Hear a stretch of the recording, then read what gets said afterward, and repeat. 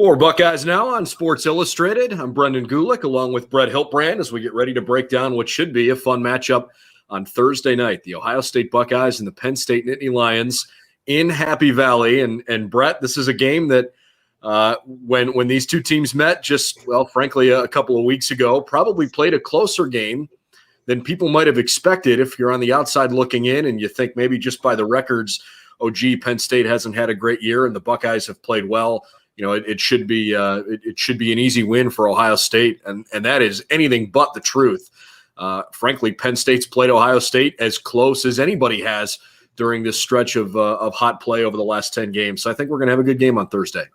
Yeah, streaky, right? Like that. This Penn State team, we've seen kind of spits and spurts and flashes of maybe the potential that they have. The last time they played, the last two-ish minutes of that first half was probably the worst 2-minute stretch Ohio State's had all season, and Penn State took advantage. But I think Penn State right now is kind of making the most of the talent that they have, and certainly the situation that they're in with their coaching staff and kind of the turmoil there is obviously not exactly a great environment that's conducive to winning and progress.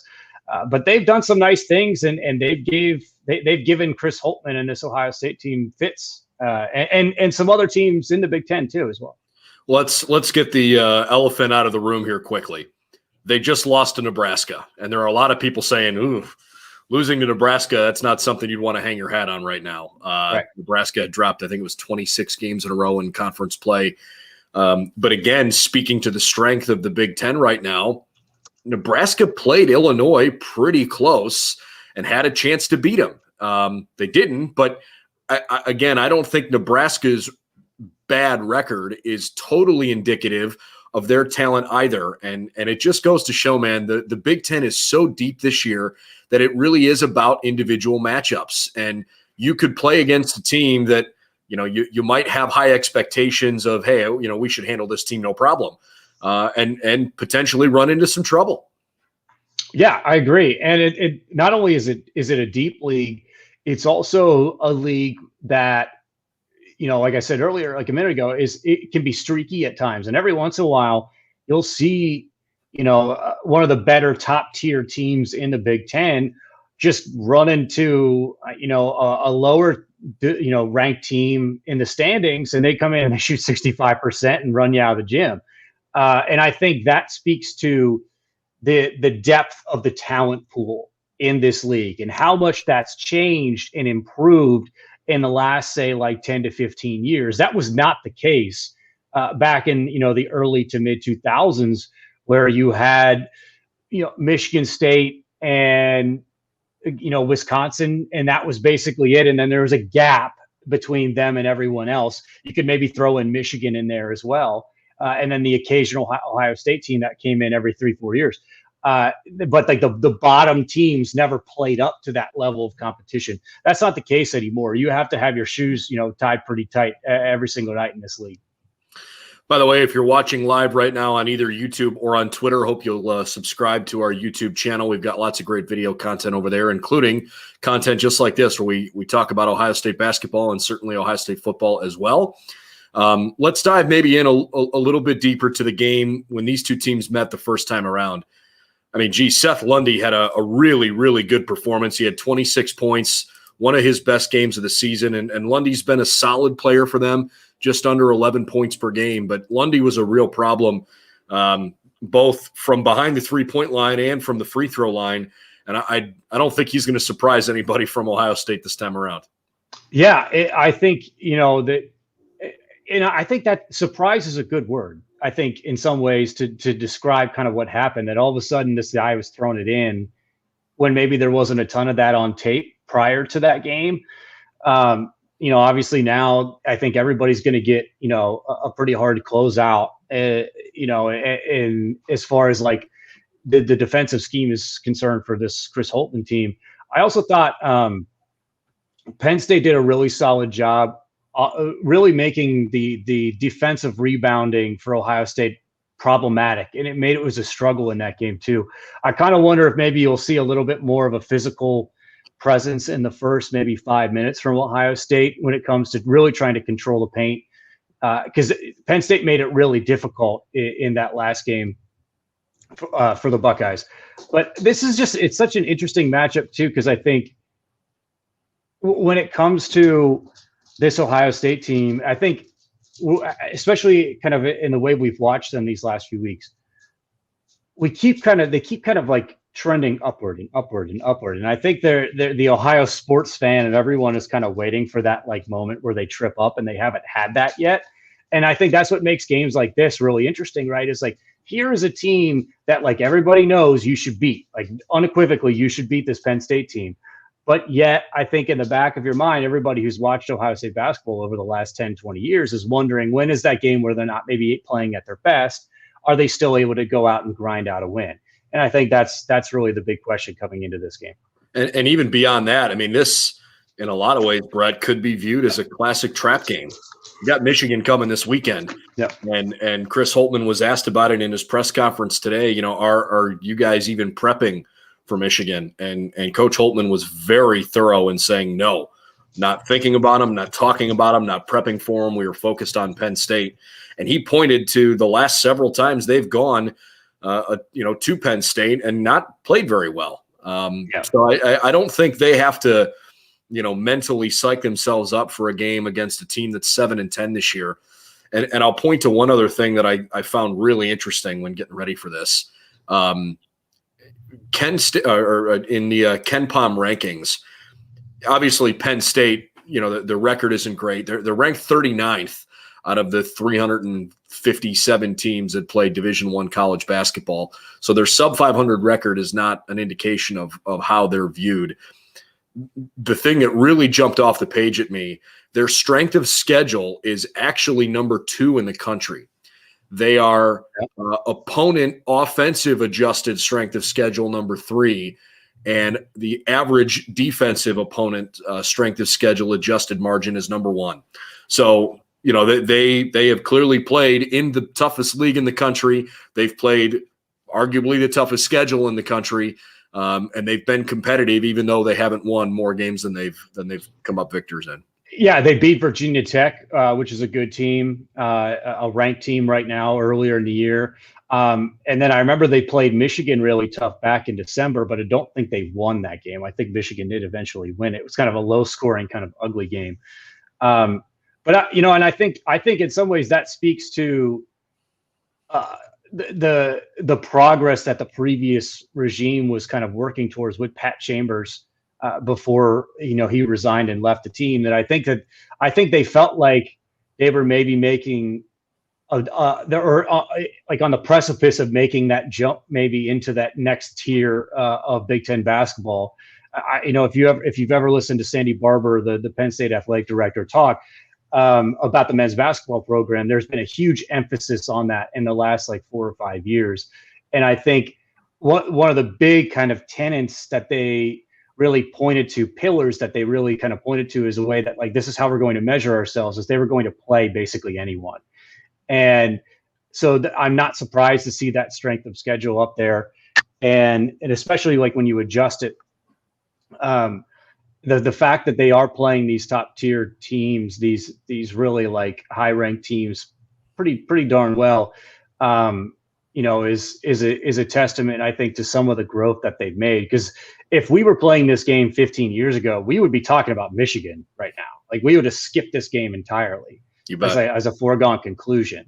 And CBS would have been promoting, the game, it just we would have skipped it in its entirety. That's not the case now. Tomorrow's game is at 8:00 on Big Ten Network, and then of course the game on CBS this upcoming weekend. To your point, you had mentioned the key and how the Buckeyes had struggled a little bit in the paint last time around. Now that we've got a little bit larger of a sample size. Right now, John Harrer is one of the best, if not the best, offensive rebounder in the Big Ten and in the region. And he had 6 offensive rebounds last time around. He's a menace in that game. Yeah, he is really tough. On the other side, the Buckeyes are the best defensive rebounding team in the league. So it's kind of an interesting clash of titans, if you will. And maybe we make too much about Ohio State being undersized because if you're rebounding the ball that well, perhaps too much emphasis is being placed on their size and stature. Sometimes rebounding's about heart. You want it more. You box out better. You just go after loose balls harder. And maybe it's pointed to some long rebounds that guards are picking up. I don't know. I think there's a lot of things that go into it, but Ohio State, for being a quote unquote undersized team, I think they've rebounded really well this year. If they haven't, they wouldn't be the number 4 ranked team in the country.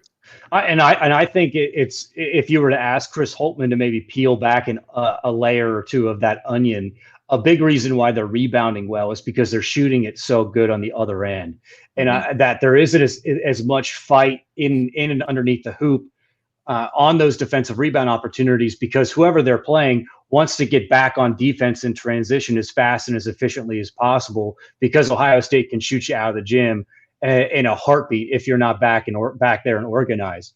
So I would guess that if you look at their transition efficiencies for Ohio State on offense, they're probably through the roof. And I think, if you've had the opportunity to watch some of our videos over the last couple of weeks when we talk about Ohio State basketball, one of the things that I really emphasize, and I think it's really super important that we talk about it, because I think it's something that you hear. You've seen the blue blood coaches preach this for decades and decades and decades, and it's the ability to play at different speeds and different tempos, and then and directing that throughout the entire course of the game. And Ohio State's able to do that, and I think that's like a huge pro and a positive attribute of theirs.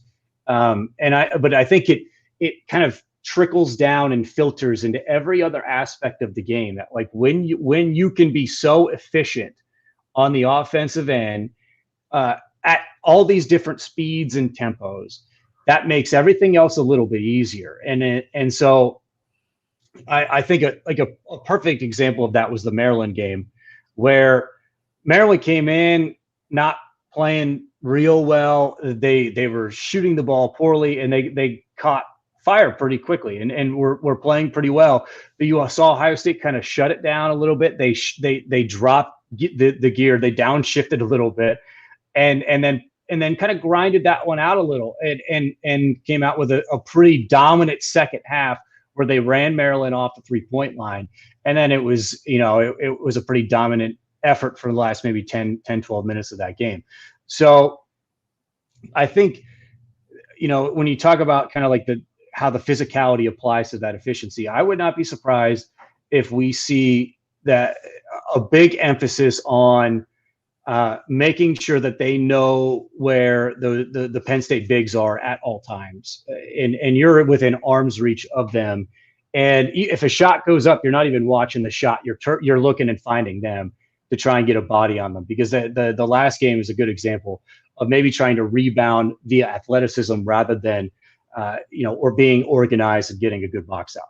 And perhaps some of that's because Penn State is maybe a little bit more guard oriented. They've got really good guards, and so perhaps too much of the attention goes towards stopping some of those guards, where it makes their bigs a little bit more efficient. So, hey, sure.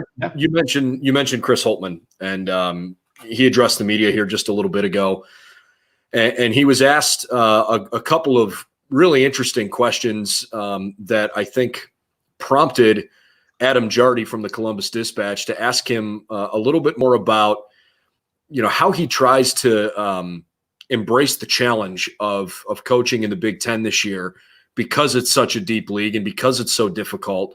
And Coach Holtmann talked about specifically how challenging it can be as a coaching staff to enjoy that, because you're so focused on getting to the next game. So I cut a little clip here from his press conference this afternoon, both from Adam's question, then I asked him a couple follow-ups based on his answer to that. And I want to share that here because I think it's pretty good content. So here's what Coach Holtmann had to say this afternoon. Many of our conversations with you this year have been about how tough this league is and how statistically it ranks as the most difficult league you've ever coached in. And as you sit here and you look at what you still have ahead of you, and just kind of looking at the state of the league in general, can you just, I don't know, try to find a way to maybe explain to us a little bit what it's like to be on your side of it, where you're trying to, you're making your hay in this league, and just like I wonder what that's like on your end. We watch the games, we look at the numbers, but like what kind of toll does that take, or what does that feel like to be going through it on a day-to-day basis? Well, I think as coaches, you just don't get to enjoy, any win to the level that you hope your players get to enjoy, really, because you're constantly moving on to the next challenging game. You try not to communicate that to your players because they deserve the right to enjoy wins that are in front of them. But I think when you're in a league like this, you don't really enjoy them very long because you're constantly moving on to what comes next. I think the it's certainly stressful. It's certainly the highest level of grind you could possibly expect. Certainly been the most in a lot of ways, one of the most enjoyable seasons I've ever had, but also in a lot of ways the most exhausting.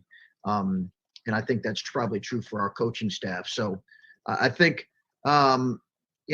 it's what you hope is that it really does prepare you for what's coming beyond the regular season. What I will say is, while I can rattle off our remaining 5 games, I try not to think about it a whole lot, Adam, because, it'll just put you in a place that you don't want to be.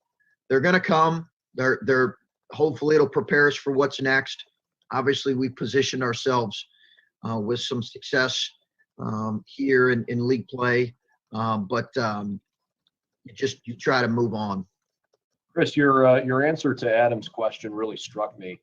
I recognize the overarching challenge of the league and of the job, but kind of the way you answered that made me wonder what brings you joy. What are those moments that you live for? If you're so focused on, not trying to celebrate certain wins because you're on to the next game, what makes you happy? Wow, that's quite the question there. I appreciate it. I'm assuming we're talking professionally, Brendan. Yep. I would say, I think seeing growth in your players, kind of the higher, I think seeing growth in your players, whether it's growth and success on the floor, growth as people, growth in general. If you said, hey, at the end of the day, now listen, winning games in those moments, there's a tremendous amount of satisfaction and reward in that moment. It's just you're moving pretty quickly on to the next thing. But I think anytime.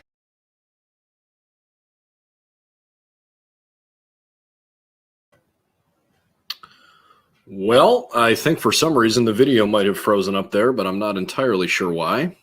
Let's see if we can get that back here.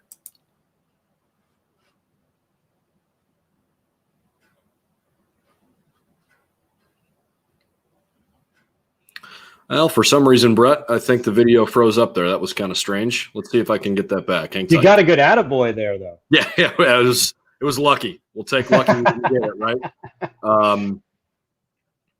Well, for some reason, that doesn't seem to be working the way that we want it to. So I will I'll pull this just back up here, you and I. Well, I know. We both had the opportunity. Obviously, you were there and you asked the question. We had the opportunity to watch that and listen to it. So we know the direction he's going in. But can you touch on the kind of how he finished answering that question? Yeah, I mean, he would basically said, look, that he takes joy and satisfaction in watching his players grow both on and off the court, and that he tries to celebrate those moments because. Look, the job is heavy. It is difficult. There is pressure. You're playing in a tough league. But at the end of the day, you get into coaching because you want to make a substantial impact on the lives of your players. And so I think he kind of went back to that. And he also told me that, he tries to have some moments after wins where he celebrates with his family and at least have little snippets of time where he can disconnect, if you will. But, it's obviously those moments are tough to come by, and it's amazing how when you're losing, those moments feel like they're never going to come, and when you're winning, the target on your back is even bigger because it's hard to get there. It's even harder to stay at the top. And so those moments you want to enjoy them, but they're fleeting at times, and you don't want to relish in them for too long. So, hey, look, and I've said this before, Brett, I know I've said it to you. I think Chris Holtmann is such a good dude, even beyond just as a basketball coach. And I've always appreciated the thoroughness with which he would answer questions, the genuine nature to, the way he'll kind of pull back the curtain a little bit and tell you if he thinks a player is doing well or what he's working on.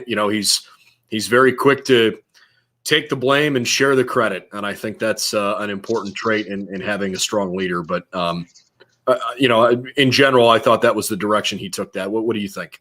Yeah, I'd agree. I also think I think sometimes these guys get, when I say these guys, I mean college basketball coaches, I think they get so caught up in the day in, day out kind of,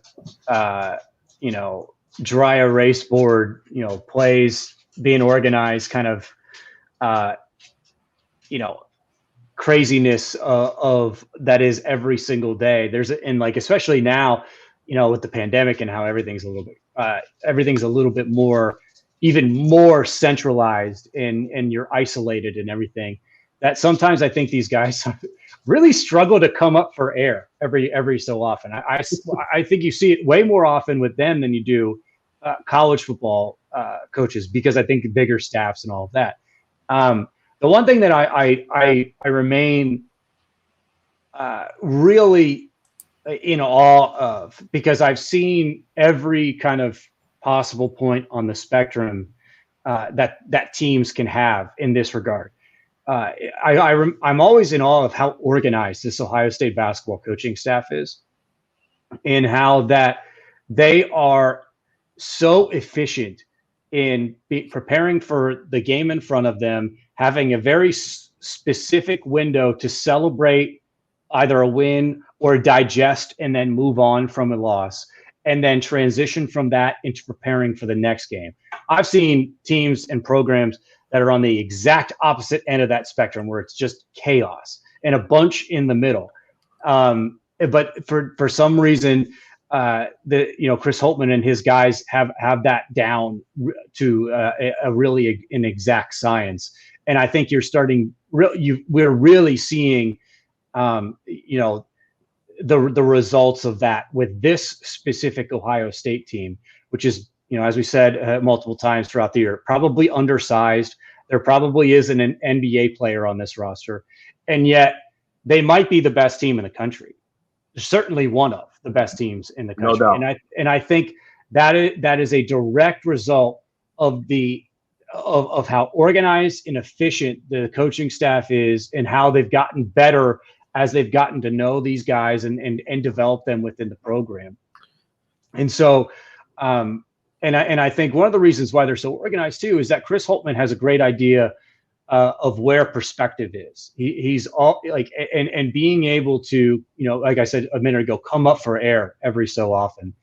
That I think then translates to a very tangible personality and relationship that you might have coach to player. And I think players absolutely love that.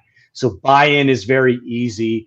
And then everyone is then moving collectively in the same direction. I can't say enough positive things about it, quite frankly. And I think watching him have success with Ohio State teams that have been kind of different each and every year, since he's been with the Buckeyes, I think is pretty amazing. And it's a big reason why, I think that you should probably be seeing him mentioned more often when we talk about, those top tier coaches in college basketball nationwide. I certainly agree. Hey, if you're watching live and you want to drop a comment, or if you have a question for us as we continue to talk about the Buckeyes and Penn State coming up on Thursday, feel free to do so, and we'll certainly try to give you the best answer that we can. Obviously, it's a big game coming up Thursday night, 8:00 tomorrow, I guess, as we shoot this now live. And Ohio State has 5 games left in their regular season. They play Penn State and Michigan this week, and their gauntlet continues with 2 of their last 3 against Iowa and Illinois and one more game against a Michigan State team that has struggled but certainly has some talent.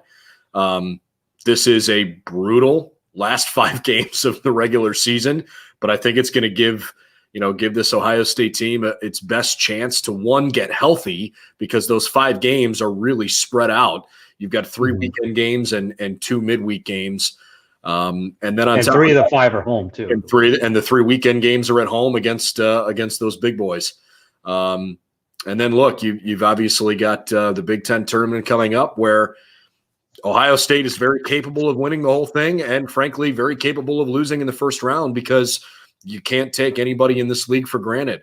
To your point, Brett, about thinking that Ohio State is very, considered perhaps among the best teams in the country and maybe the best. To me, the difference is not that Gonzaga and Baylor are that much better than everybody else. They've just been that much more consistent. And their league stink. That's the Big 12 has been the West Coast Conference for sure. The Big 12, I will give credit to. They have been much better this year than in years past, but Baylor is so far and away the class of that league for sure. Oklahoma's not bad. Oklahoma State's not bad. They have gotten a little bit better. Don't give some love to Hugs. Don't forget about Hugs. Okay, down there in Morgantown. West Virginia's having a decent year too. Yeah. Look, I think Ohio State is definitely capable of beating Gonzaga or of beating Baylor. It's a matter of, you've got to play a really consistent start to finish game against those two teams, because they are right now the model of consistency, and they have the talent. I don't think they're undefeated because they are light years ahead of the rest of the country. I just think it's a consistency thing. Isn't it interesting too that we're talking about, we're talking about like the cream of the crop this year in college basketball, and we're not mentioning Duke, Carolina, like literally none of the ACC Kansas, teams. Kentucky, Kansas, right all the Blue Bloods are absolutely bad this year, which is mind-boggling in some ways. I would use the word refreshing, for me personally. But I also think it's when we're talking about this top 5 of Gonzaga, Baylor, Michigan, Ohio State, Illinois, 3 of those 5 are obviously Big Ten teams, and yet we're still asking questions about this Ohio State team because we haven't really seen them go up against Michigan yet, and so I think that's a fascinating kind of part of this discussion too, right? Because like in some ways, like doesn't it feel like we're still waiting for that like dominant effort against like a team that we know like in our bones that's really good, isn't it? I think it's interesting that we're still kind of waiting for that. It's probably coming, or at least the opportunity to show that is coming, because playing Illinois and playing Michigan in 2 of the last 4 games of the year are going to give you 2 top 5 matchups in a couple weeks time. And you never know, you might turn around and play them again come tournament time. I mean, Ohio State is getting to the point now where they're not going to be playing. I mean, truly, Michigan State might be the only team the rest of the season that Ohio State could play against that you kind of hope and think and expect they're going to beat. Yeah, and not only that, they're the only team I think left that's not going to play in the tournament, right? It's probably obviously Penn State probably not getting in, when they play tomorrow. But probably everybody from here on out is a tournament team. I think if you were to ask Chris Holtmann right now, do you like that, or does that raise your anxiety levels? Are you eager or anxious for that? I probably answer a little bit of both. But I kind of think that there's something to be said for. My laundry's done. That's the buzzer. Yeah, you know what? When the pandemic, work from home, the grind never stops, baby. Never. Let me tell you, because you always need socks, clean socks for sure. I think there is something to be said for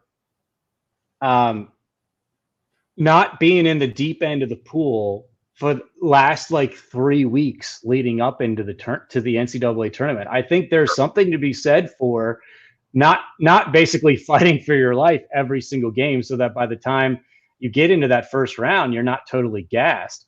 And I also think Ohio State at this point is playing for a 1 seed, right? Absolutely. And so that, and I think that's an important aspect of this conversation, right? Is that not only are you playing, for a 1 seed, but you're playing for the opportunity to go up against teams that you don't have to maybe be at your best to beat come NCAA tournament time. And so, like I think you used the word gauntlet earlier, man. That you have to run the gauntlet right now, because the reward is getting a 16 seed in the first round where you can beat, with your B game, maybe your C game. Yeah, you expect you're going to beat the SWAC champ, the MEAC champ, right? Right. Yeah, whoever wins, whatever random conference, and that's going to be it. Just to point to one of Ohio State's previous opponents this year, look at Cleveland State. Cleveland State is kind of on a run right now through the Horizon League, and they're probably the favorite to win that conference. They gave Ohio State a little bit of a scare at a time where the Buckeyes weren't really clicking. Now they obviously ended up winning the game okay. But, having played against another quality mid-major team like that, I think should probably do Ohio State well come tournament time. Yeah, and honestly, if we're going to talk Cleveland State for a second, not surprised to see a Dennis Gates coach team play well. Sure. A solid coach there.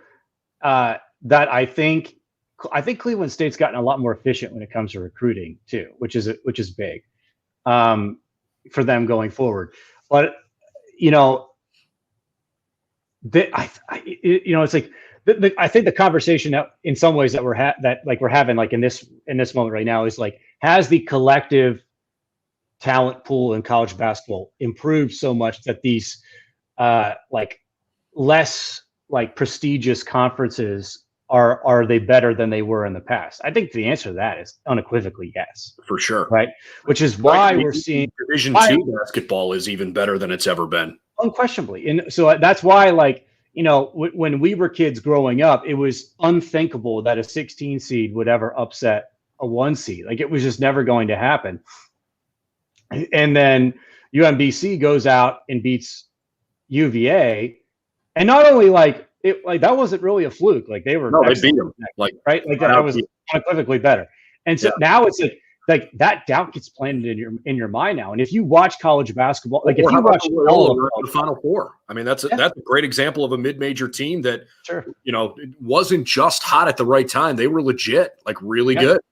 Yeah, and I think I think if we're are you eager or excited, or eager or anxious rather for that? I think you're anxious. Sure. And that's why I would guess that Chris Holtman would probably prefer to maybe not have to run this gauntlet that through these monsters that are also in the Big Ten, and oh, by the way, you're gonna have to turn around and come play them again in Indy, right after you finish the regular season. I think anxious. I understand that, and to a large degree, I'm on board with that. But I think you have to approach it from an eagerness perspective, knowing that, look, as a player, all you want is the opportunity to measure yourself against the best in the country. No matter what sport you compete in, no matter what level you're playing, you want a chance. If you're a competitive, truly not just going through the motions, and guys at this level are here because they're ridiculously ultra competitive. You want a chance to measure yourself against the best. That's the only way that you can convince yourself if you're the best, right? And no better league right now to play in than the Big Ten. No better team to play on right now than Ohio State, considering the schedule they've got coming up. This is a team that's clicking at the right time. Their chemistry is clearly good. Mm-hmm. I mean, think about what this team has gone through this year, man. It's unbelievable. The point guard situation, obviously every team is dealing with COVID. And again, knock on wood, as I am now, the Buckeyes have largely been able to navigate the pandemic okay. Right? I mean, that could change at a moment's notice. Look what happened with the football program.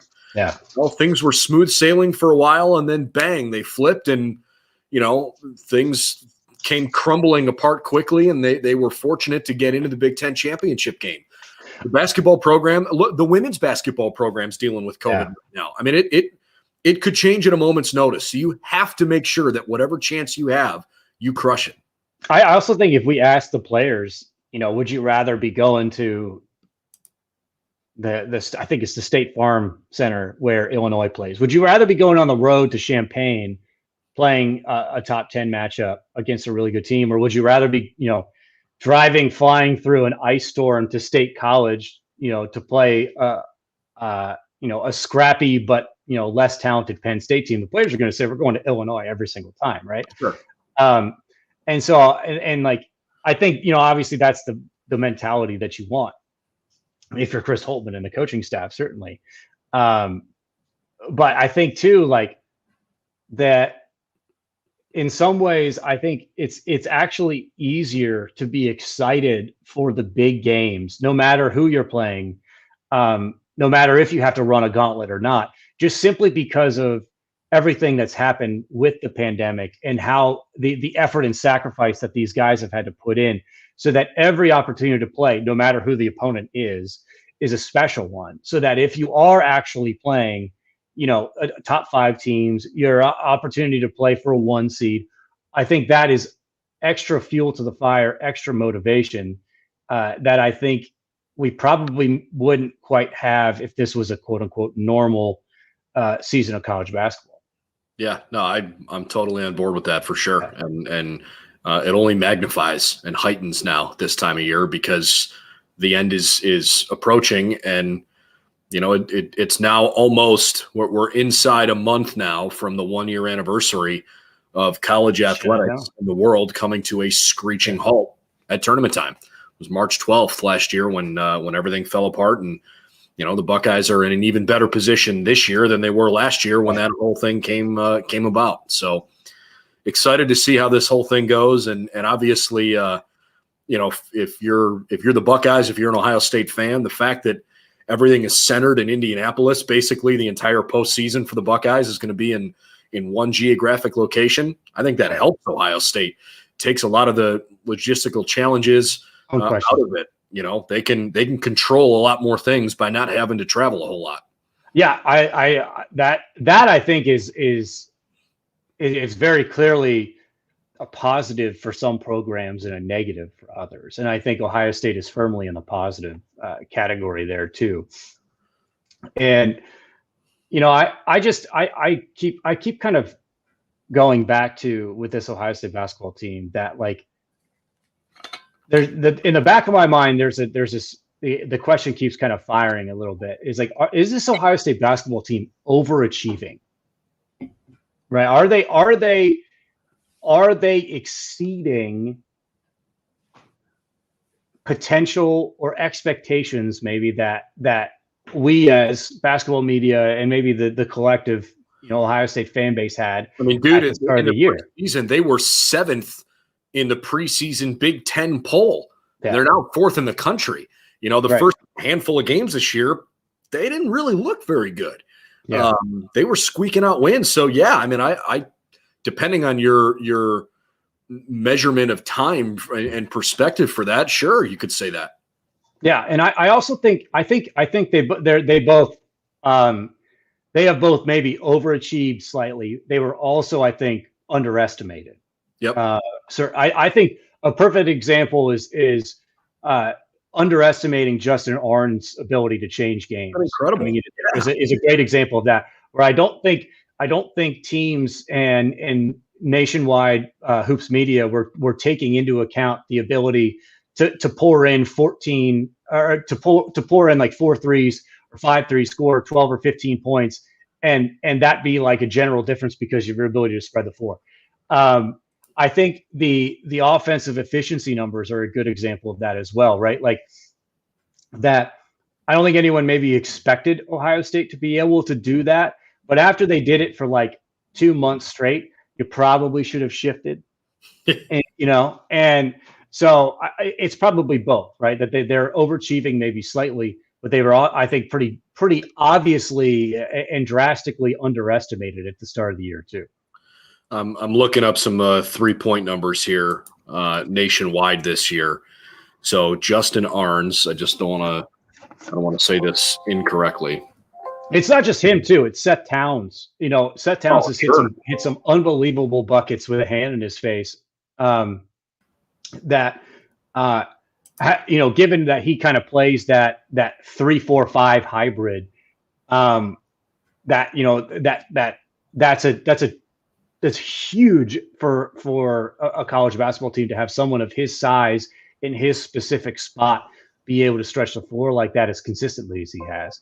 But it's not just him. It's the whole team, across the board with guys who are able to go out and shoot threes, especially. It's been fun to watch guys that don't typically shoot threes. You really don't expect to see much from EJ Liddell or Kyle Young, and every once in a while, they'll pop one and make you go, "Ooh, that's an interesting part to their game I didn't really expect." Kyle Young's 2 threes against Iowa a couple weeks ago were probably the 2 biggest shots that Ohio State's hit all season. Very arguably, yeah. And the fact, I think we talked right after that game. It was like, what, he had taken like 10 threes leading up to that point in his entire career. Yeah, and it was like the 9th one he attempted and the 10th one he attempted are probably the 2 biggest shots he's ever had.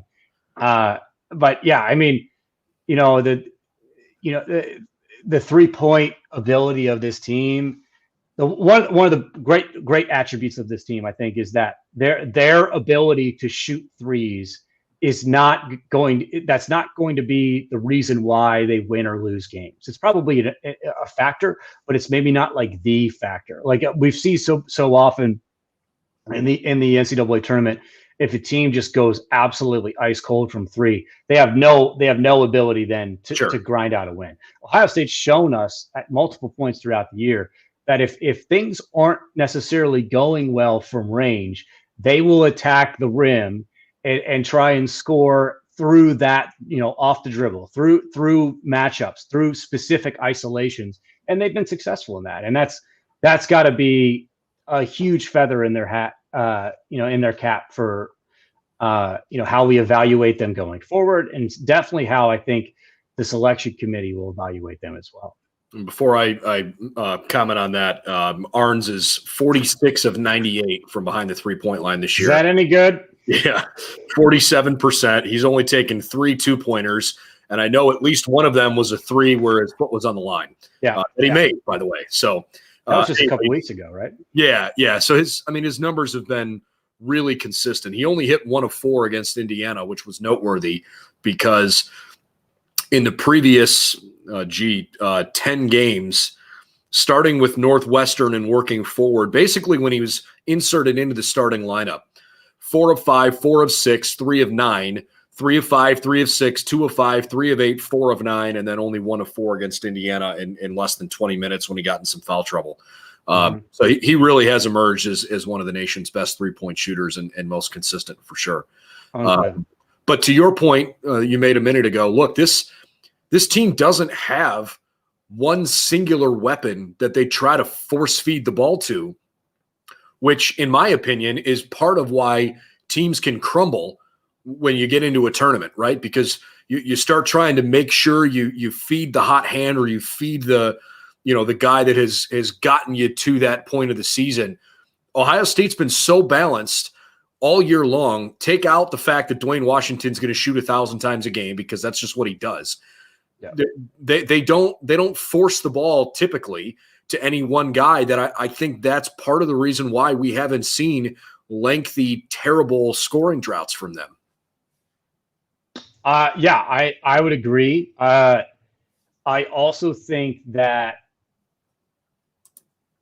not only is that that's a direct reflection also of the efficiency numbers, right? In how one guy giving up slack, the other person picks that up.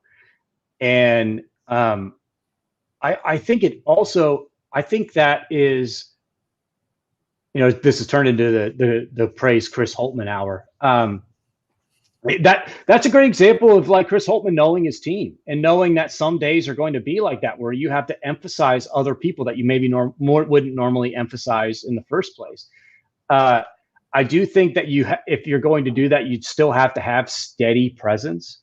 And I think Dwayne is probably the guy that I think that's the guy that we look towards as like, he is going to be steady for you.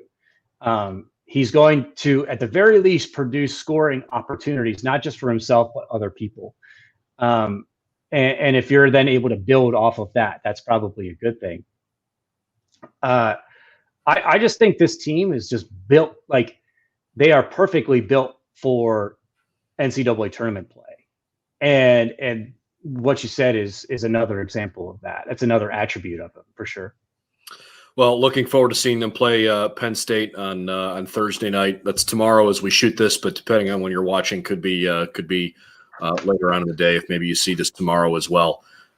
Before we let you go, maybe do you have a prediction? I'm putting you on the spot. Do you have a prediction for a final score? What do you think? I always say that if Ohio State wants to get into the anywhere from, I would say, like, if we're gonna handicap it like we're betting agency, 74.5 points or greater is usually the sweet spot for this team. If they're scoring in the mid to low 70s or beyond, I think they beat probably 99% of the teams that are out there. I've always felt like the Bryce Jordan Center, where Penn State's home basketball arena, is a somewhat hard place to play because, and if you've never been there, you probably don't have a great perspective of this. It is a huge arena. It's a cavernous place, and I talked to Pat Chambers about this all the time back in the day. It can be hard to shoot there. I've actually literally shot on that court before. It is not very easy because there is no depth perception whatsoever, because they also turn off the lights in the bowl around during the game, so that it's actually a challenge at times to shoot in that arena. So I would think that if Ohio State's still able to get in the 70s, or they're going to win easily, that's really the question of the game. So I don't think Penn State will really be able to slow them down in that regard. But I'm going to say they're probably not able to play as efficiently as they would like. So we'll say like 68-59 final score, somewhere in that range. Like a 9 to 13 point deficit to Ohio State. Okay, I'm going to go the other way. I think the Buckeyes they're going to score 80 points without an issue. I kind of like the rhythm they have offensively right now. Why wouldn't you? Yeah. Yeah, I'm going to go 85-72. I think that's I think it's going to be a largely comfortable final score in a game that Penn State will threaten a couple times, but never really give the Buckeyes quite the same threat they did last time around, where Ohio State was down with 8 minutes to play. I have a hunch Ohio State's going to be a little more locked in tomorrow. So that's my gut feeling. Love it. All right. Enjoyed it. And be sure to watch a game tomorrow night, 8 o'clock on Big Ten Network. And in the meantime, BuckeyesNow.com for all the latest on Ohio State hoops and Ohio State football. For Brett Hiltbrand, I'm Brendan Gulick. Hope to see you again next time. Thanks for watching here on Buckeyes Now.